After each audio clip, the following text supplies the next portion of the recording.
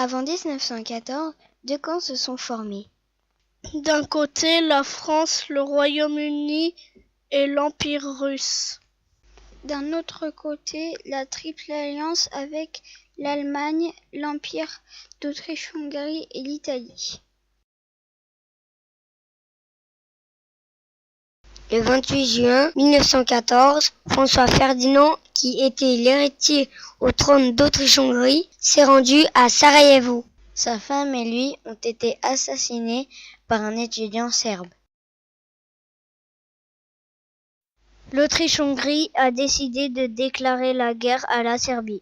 Mais la Russie, qui soutenait la Serbie, a à son tour déclaré la guerre à l'Autriche-Hongrie. L'Allemagne a ensuite déclaré la guerre à la Russie, puis à la France et au Royaume-Uni. La guerre mondiale a ainsi commencé.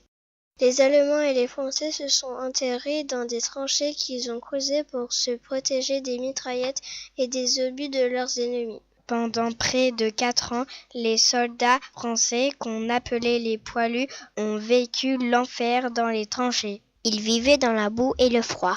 Il y avait des rats et des maladies. Les femmes et les enfants qui sont restés dans leur village se sont occupés des champs. Ils travaillaient dur pour labourer, semer et récolter. Certaines femmes travaillaient dans les usines pour fabriquer des obus.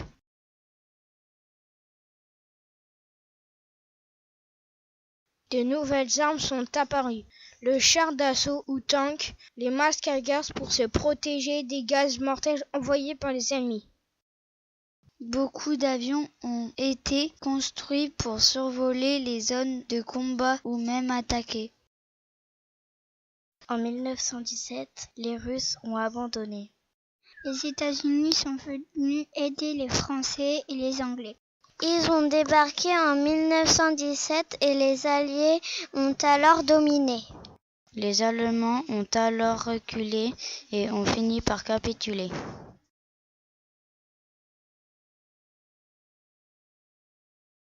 L'armistice du 11 novembre a été signé dans un wagon à Retombes.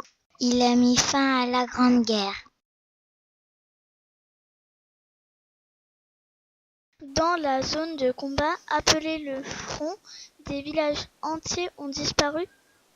Le bilan de cette guerre est de 19 millions de morts et de plusieurs millions de blessés.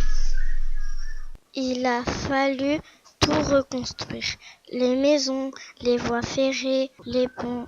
Les Allemands ont dû payer beaucoup de réparations.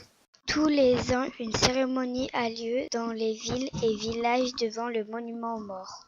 Aujourd'hui, 100 ans après la fin de la Première Guerre mondiale, on fête nos héros nationaux morts pour la France. Nous souhaitons qu'il n'y ait plus de guerre.